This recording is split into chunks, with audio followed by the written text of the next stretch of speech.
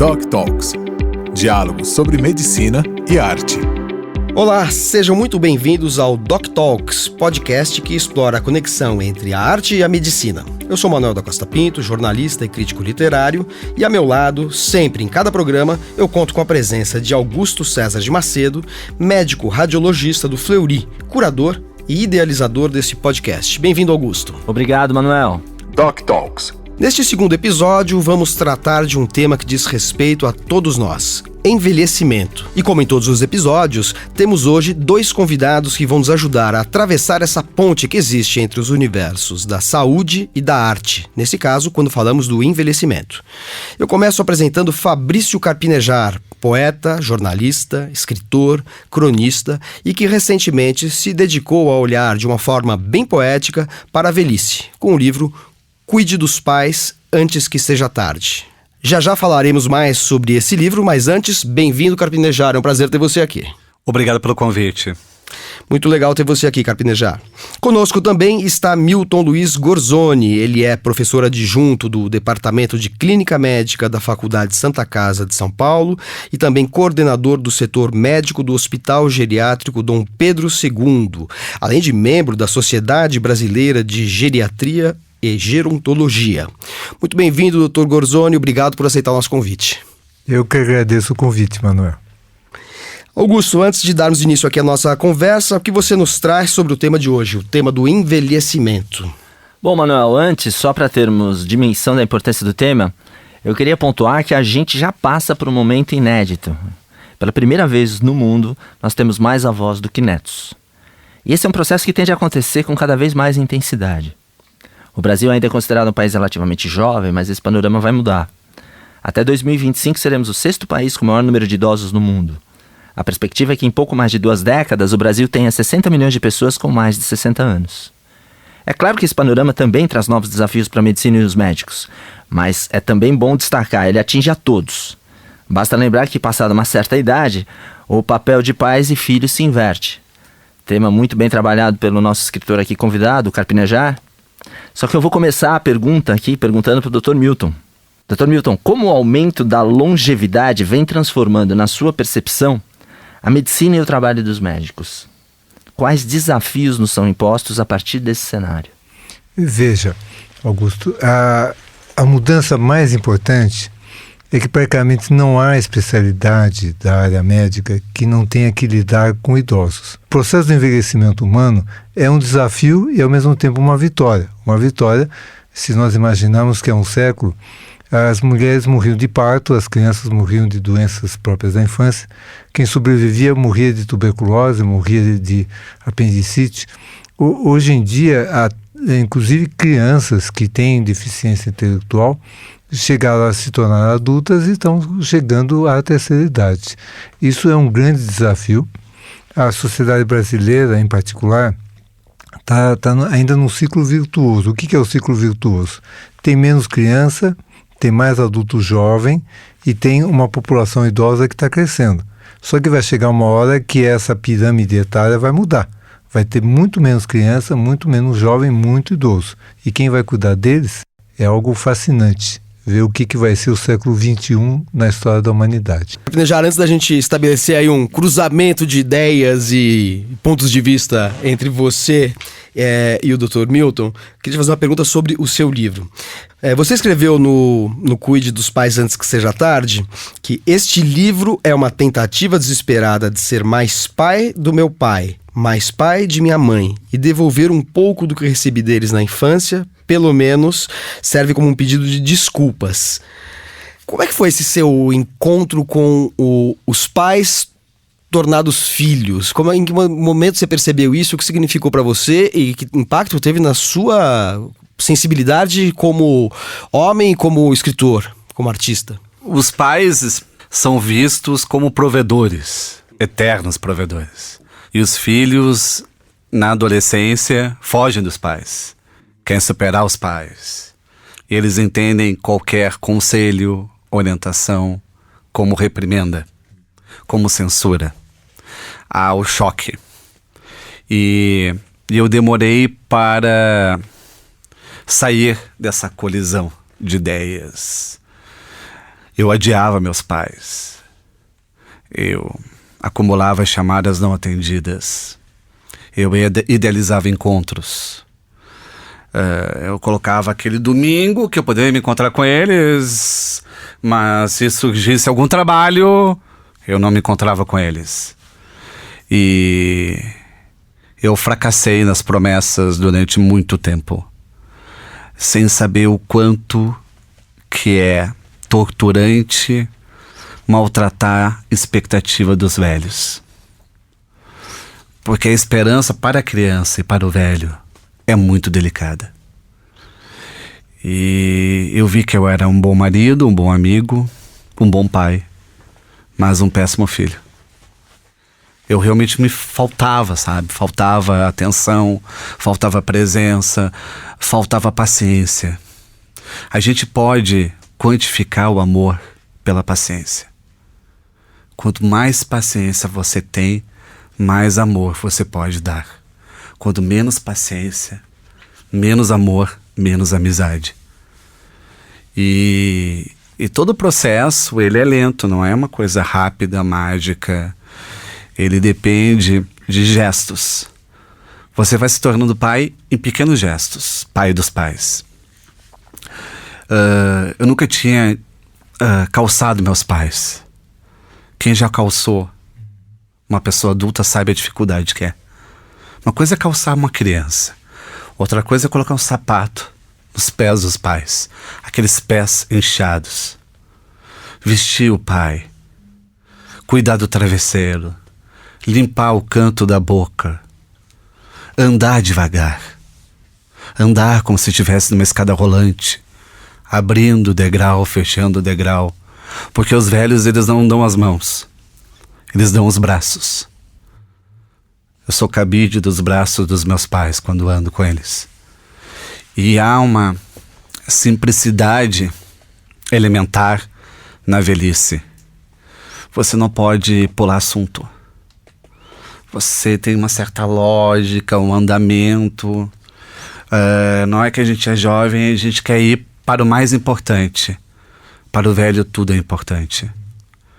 Tudo é uma reconstrução da memória, uma reinvenção. E eu fui desativando preconceitos. Um preconceito é que os pais contam sempre as mesmas histórias. É uma mentira. Manuel Augusto, é uma mentira isso. Porque os adolescentes contam sempre as mesmas histórias. Ligam para todos os amigos para contar as mesmas histórias. Só que a gente quer o que, na medida que a gente fala isso sobre os pais, avaliar e julgar que estão caducos. A gente quer a incompetência dos pais para nos livrar da responsabilidade de cuidá-los. Antes, meus pais não precisaram cuidar dos seus pais, porque se morria com 60, 70 anos. Hoje a longevidade modificou todo o cenário afetivo. Aliás, eu vou aproveitar essa observação que você fez para perguntar para o Dr. Milton. Este processo que o Carpinejar descreve, hoje em dia, em que momento começa a acontecer?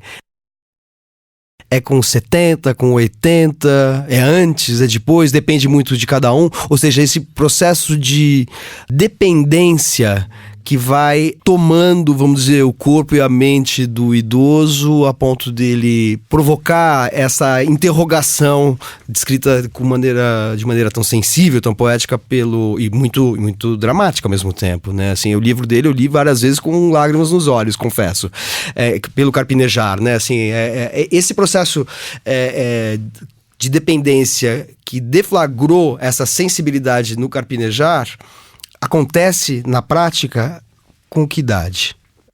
Acontece, inclusive, me permita colocar uma parte no que você falou, Carpinejar. É algo antropológico, é algo da nossa espécie. Prestem atenção num detalhe interessante. A escrita, que é algo muito caro para nós dois, é algo recente na história da humanidade. Então, quem ensinava o mais jovem sobre o que acontecia na tribo? Era o mais velho. Então você vê que qualquer idoso que encosta na gente, ele quer contar alguma história, ele quer dar um conselho, Quer dizer, é algo intrínseco, como também qualquer um de nós, quando pega um bebê no colo, começa a falar com ele. Por quê? Porque nós estamos ensinando a língua da tribo para o bebê. Quer dizer, então você vai me dizer, quando que isso começa? Isso começa muito dentro de uma relação familiar. Quer dizer, para os pais, a grosso modo, o filho sempre é a criança. Eu já tive situações de nonagenário me abordar paciente e falar assim, como é que vai minha menina? A menina tinha 70 anos. Quer dizer, ele estava preocupado com a filha, não estava preocupado com ele. O efeito ao contrário, você colocou perfeitamente essa situação com a palavra paciência. Paciência é algo inacreditável, que ainda, como você também comentou, Augusto, a sociedade está entrando num processo de envelhecimento muito rápido. As pessoas ainda não entenderam isso. Eu vou tomar a liberdade, Manuel, de dar um exemplo pessoal. Tá? Na ocasião eu estava com 64 anos, quer dizer, adulto jovem, mocinho, né? Eu fui renovar minha carteira de motorista. Então, no fim de semana, acessei a internet, fiz lá todos os formulários, cheguei lá no posto do Detran, entrei na fila do não preferencial. Eu, por uma convicção pessoal, eu acredito que a fila do preferencial é para quem tem uma dependência física, não eu que estou bem. Bom, chego lá, entrego a papelada para a moça, ela vê a minha idade e fala assim, foi um despachante que fez isso para o senhor? Eu não tinha captado a ideia então foi um parente? Não. O senhor sabe mexer na internet? Assim mesmo. É claro que sei, minha filha. Mas o senhor anda com carro só a passeio. Eu falei, não, todo dia eu saio de casa, vou trabalhar e volto. Quer dizer, então existe isso que você falou. Há muito o problema do estereótipo social que acaba influenciando muitas vezes a relação familiar. Sendo que a internet hoje, o maior público é o idoso. Sim. Facebook já era. É incrível. Verdade. E há uma adaptação natural. Mas eu vejo que os velhos... eu não gosto da palavra idoso. Eu acho que quem é afetivo... Eu gosto de falar os meus velhos. Eles vivem um estado de mendicância. Porque como eles passaram a vida inteira sendo bem resolvidos, independentes, autônomos, eles não querem incomodar os filhos, não querem atrapalhar a carreira dos filhos, não querem modificar o percurso amoroso dos filhos. Então eles não falam aquilo que está acontecendo com eles. Eles não pedem ajuda. Os pais não pedem ajuda. Há a questão do orgulho dificilmente removível dessas situações. E por isso que o filho precisa se prontificar a amparar, porque pai e mãe não vão pedir socorro. Na experiência de vocês, ou melhor, dentro dessa sensibilidade que vocês elaboraram a partir de dois pontos de vista diferentes, um ponto de vista da medicina, um ponto de vista da poesia, da literatura, em relação ao idoso ou ao velho, como é que vocês veem as representações disso na arte? Porque a gente pode evocar aqui, elencar um monte de livros e filmes, sobretudo, né, que tratam do tema do velho, do idoso, do envelhecimento, da angústia da morte, com a morte iminente, né? Quais são as representações clássicas, na opinião de vocês? Eu acho que tem uma carência de obras artísticas falando sobre a velhice. Há uma carência. Sem sombra de dúvida. Para mim, em todos os níveis, você acha? Acho que sim. Porque ainda há uma dificuldade de aceitar os limites. Os limites sempre vistos como fragilidades. Não são fragilidades. A minha mãe, ela mora sozinha e sabe dirigir. Ela tem mais de 80 anos. Sabe se dar bem. Só que ela não pode mais ser categorizada no quesito performance. Ela não vai dirigir com rapidez, não vai fazer as coisas com, sobrando tempo. Tem uma dedicação diferente, mas não é a fragilidade. Uma obra que eu acho que representa muito é o Dom Quixote. Sim, bem, Que surpreendente, sim. por bem quê? lembrado, Por que bem que você lembrado. acha? bem Quixote, lembrado. pela saúde da imaginação, por entender que aquilo que acontece dentro da gente também é um acontecimento. Pela questão da amizade, pela questão do testemunho, pela questão de narrar aquilo que está sendo vivido. E a liberdade você põe nesse caldo também, Fabrício? Sim, exato. É uma liberdade conquistada. Sim. E também sempre fugindo do consenso. Porque a liberdade é absolutamente solitária. O que você fala é o conceito de autonomia, quer dizer, a capacidade de autodecisão, que é outro fato que, se você não toma cuidado, a pessoa ela é subtraída, ela acaba sendo tratada como criança e, ao contrário, ela quer ser tratada como um adulto pensante. Mas o que acontece com o velho? Quando ele assume essa condição quixotesca, ele é classificado como doente. Sim. Se minha mãe sai para comprar 8 cachos de bananas, os filhos vão olhar, para que tanta banana? Ela teve vontade de comprar 8 cachos de bananas. Ah, fiquei com vontade, vou fazer doce. Todo mundo vai olhar para ela com suspeita. Ela está ficando gaga. Não é admissível a extravagância na terceira idade. Ela é vista como loucura. E devia ser permitido. Exato. Eu vou tomar a liberdade de citar um outro escritor que foi Bernard Shaw.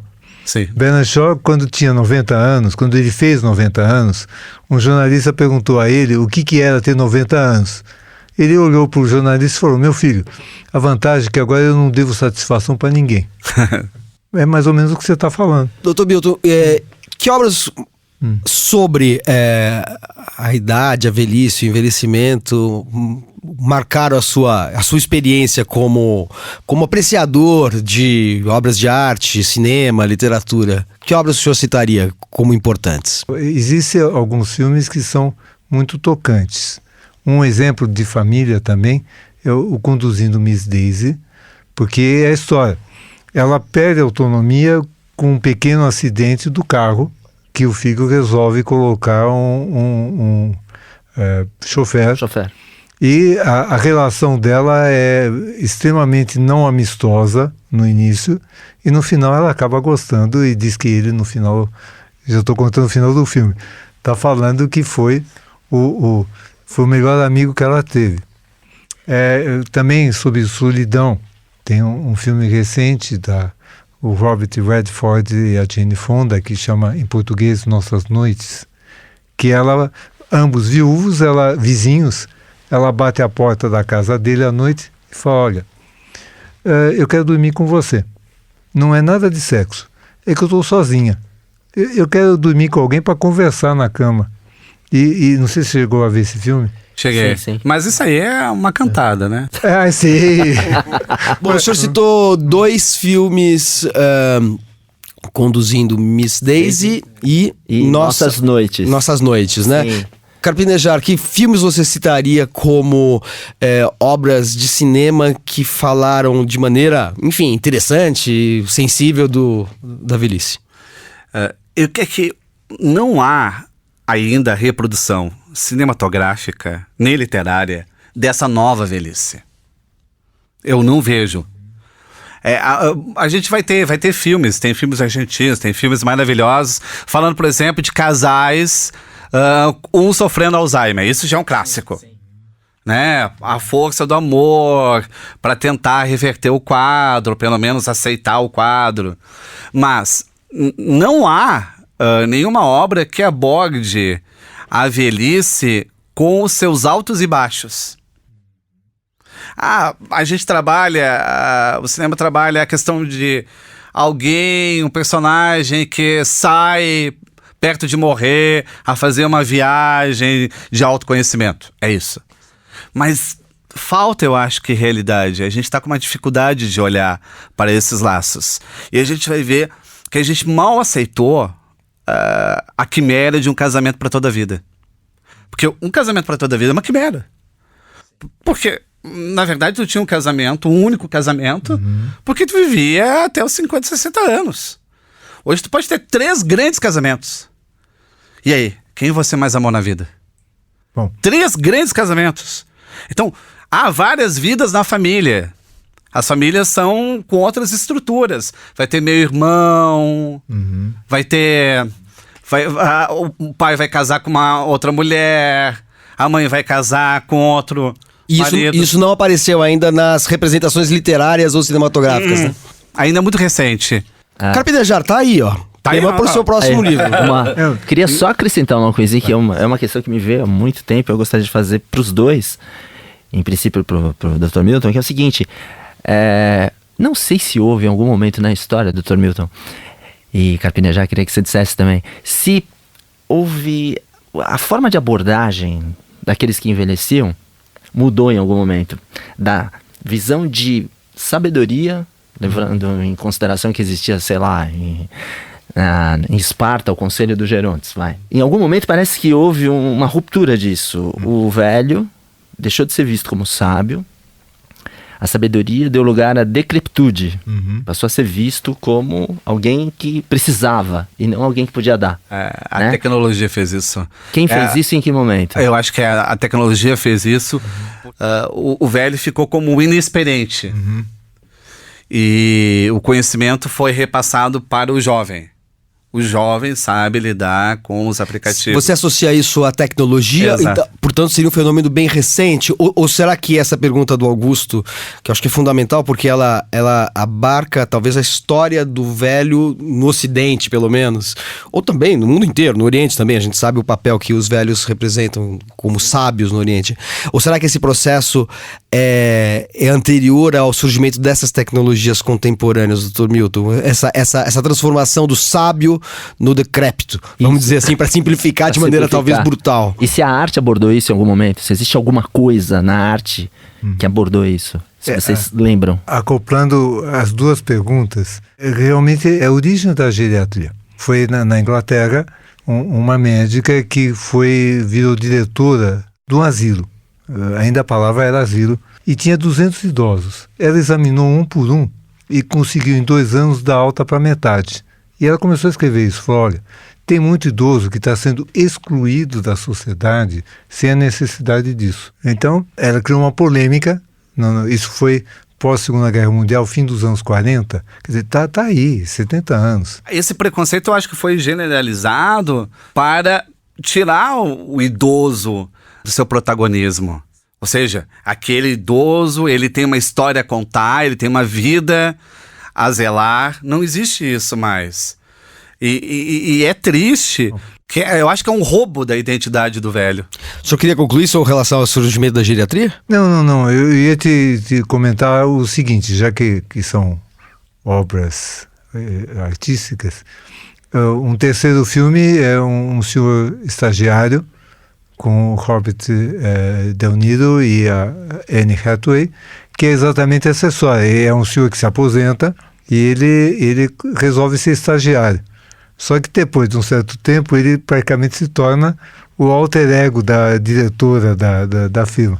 Ou seja, são talentos que muitas vezes são perdidos. Quer dizer, isso é muito cruel. É cruel. É cruel. E é isso que eu falo. Quantas profissões também, assim como a vida amorosa se tornou múltipla, quantas profissões a gente pode ter numa vida? Não é mais uma. Não. Tu pode começar uma profissão com 50 anos. Pode começar uma nova profissão com 70 anos. Sim. Inclusive, veja, é aí que muitas vezes entra a possibilidade da arte.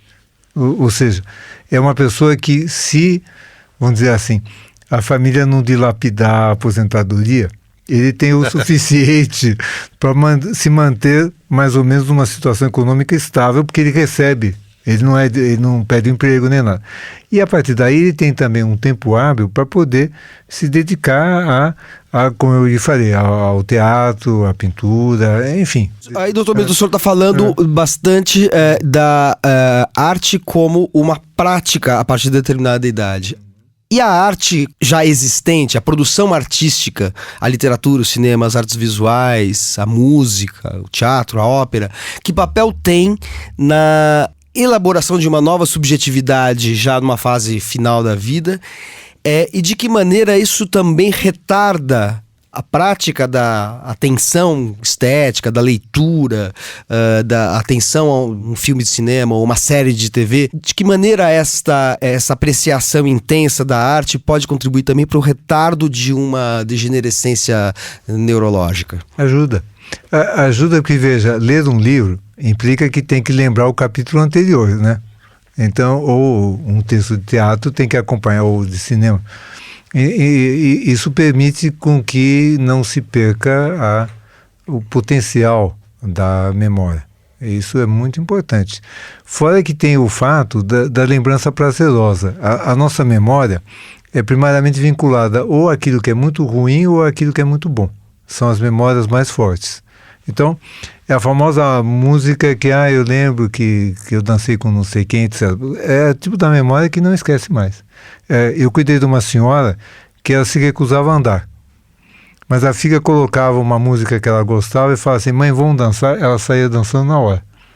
Quer dizer, era o jeito da família que resolveu para poder fazer uma fisioterapia nessa senhora. Uma das melhores coisas que me aconteceu na vida foi não ter Google na minha infância e adolescência. A minha memória da infância e adolescência, ela é precisa. Hoje, nos contatos, eu vou ter dificuldade de lembrar o primeiro nome de alguém. Eu acho que hoje a juventude vai ter muito mais dificuldade de memória, de gravar as informações, do que os atuais velhos. Em medicinês é mais ou menos assim. O senhor pode falar melhor, né, Dr. Milton? Acho que a emoção, principalmente as emoções profundas, funcionam como alavancas de memória, né? Sim, muito potentes, né? E é isso que aconteceu com você, possivelmente, né? Como acontece com a gente também, né? Agora, deixa eu fazer... A gente está se encaminhando aqui para o final do nosso encontro, infelizmente, e eu não vou poder deixar de puxar a brasa para minha sardinha, que é a literatura, e ao fazer isso eu também vou puxar a brasa para a sardinha do Carpinejar e do Augusto, que o Carpinejar por ser escritor, o Augusto por ser um grande leitor, o Dr. Milton eu não sei qual relação tem com a literatura. Falou muito de cinema aqui, já deu para ver que ele é um grande cinéfilo, não sei se com a literatura também tem uma relação forte. O Carpinejar citou um livro que é o Don Quixote, que não é um livro que a maior parte dos nossos ouvintes não vai associar necessariamente ao tema da velhice. Eu queria saber assim, que livros na história da literatura, clássicos, obras clássicas ou contemporâneas, abordam a velhice de uma maneira que é impactante, importante para que o nosso ouvinte aqui possa ir ler esse livro. Eu pensei em dois, só para jogar para vocês. A Morte de Ivan Ilitch, do Tolstói, que é um livro que narra a angústia diante da morte, um homem que de repente percebe que o corpo dele, por causa de um pequeno ferimento, vai conduzir um processo de morte, e ele percebe que com isso ele está diante da morte, que é vamos dizer, quase que uma metáfora daquele momento em que se cai a ficha de que nós somos mortais. E aquele livro que depois virou filme também, que é O Curioso Caso do Benjamin Button, do Scott Fitzgerald, que daí aborda a velhice de uma maneira meio alegórica e meio fantástica, né? Com uma personagem que nasce velho e vai rejuvenescendo ao longo da vida, e que parece ser uma espécie de alegoria da reversão dos estereótipos em relação à juventude e velhice. Então, Scott Fitzgerald e Tolstói, dois grandes clássicos da literatura, jogo para vocês aí. Que outros livros vocês citariam? Carta D, do André Cox. O grande sociólogo, sim, né? Sim. Que ele faz uma... Sim. Eu acho que é um testemunho sobre a velhice, a perda da sua esposa e todas as dificuldades, e o quanto que a razão não manda em nada no fim da vida. O que sobra é o amor. A senilidade do Ítalo. Do Ítalo Svevo. É importantíssimo, acho que é um clássico pouco valorizado. Sim. O Retrato do Dorian Gray. Retrato do Dorian Gray. O Retrato do Dorian Gray lembrar, né? tem uma frase que é fantástica. Quando ele faz o pacto que quem vai envelhecer é o retrato e não ele fala que toda emoção boa ou má deixa um traço indelével no seu rosto. E é verdade. O Retrato do Dorian Gray é algo importante. Seria uma literatura muito clássica, tem o Sêneca, que até foi assassinado, né? Sim. O Sêneca tem um livro sobre a velhice muito interessante, e esse é bom porque é fininho. Esse dá pra ler no fim de semana. mais denso. Super é o denso. desenectute, né? Desenectute da exato, senilidade. mas Da senilidade. Não caia nesse conto que é fininho. Posso não. citar umzinho aqui? Fale. Posso citar só umzinho aqui, que eu me contei que eu sou fã do livro? É o do Philip Roth, o Patrimônio. Ah, sim. É que acho um livro espetacular, né? Que ele narra o contato. Talvez ele seja o maior representante, o Philip Roth, desse realismo emocional. Da velhice. Da velhice. Sim. Ele narra, na verdade, a luta do pai contra o câncer, que vai matá-lo, acaba por matá-lo. O pai, quando tem o diagnóstico do câncer, está com 86 anos de idade, e ele narra de maneira seca, extremamente sincera, direta, objetiva, o que acontece com o pai e a relação dele com o pai. Só que o poder narrativo dele é espetacular, e no final, claro, né, o pai vai morrer, e fica claro pra gente, sem que ele diga, né, o tamanho do amor que ele sente pelo pai, né, e o que significa de fato o patrimônio, que é o título, né. E tem os efeitos colaterais com os irmãos. Com os irmãos, tem um monte Que isso é de outras importantíssimo, coisas, né? Sim, E com outras pessoas. ele já inclusive. ensaiava isso com o animal agonizante, Sim. que era um velho professor se Sim. relacionando com uma jovem aluna. Sim. E tentando, de uma certa forma, manter aquele fogo, Isso. né? Sem conseguir. Bem lembrado, Philip Roth talvez Philip tenha Roth, sido por ser um autor. Exato. Exatamente. Um realista que fala de maneira crua sobre né? e sem grande condescendência ou esperança ou discursos consoladores sobre a realidade contemporânea. Exato. E ele, como ele viveu longamente, né? Ele Sim. morreu com 80 e poucos anos, e ele flagrou todas as etapas dessa experiência contemporânea, inclusive na sua etapa final, que é a etapa da velhice. Sim, né? Uma sim. grande lembrança de vocês. Sim. Talvez toda a obra do Philip Sim, Roth, principalmente também. a obra mais madura, mais madura, recente exato. dele, Né? seja aquilo que o Carpinejar estava cobrando dos nossos artistas. Foi uma e ótima escritores. lembrança. Foi, né? Perfeito. Então, com essa dica do Philip Roth como um autor que cumpre aquilo que o Carpinejar cobrava dos autores atuais, ou seja, mostrar a velhice no atual momento dela, com outras possibilidades, em que você vive várias vidas em uma, a gente dá fim aqui a esse Doc Talks. Agradecendo a presença dos doutores Augusto e Milton, do Carpinejar, o nosso escritor convidado, e convidando você para o próximo Doc Talks. Até lá! Esse podcast é um oferecimento do Fleury Medicina e Saúde.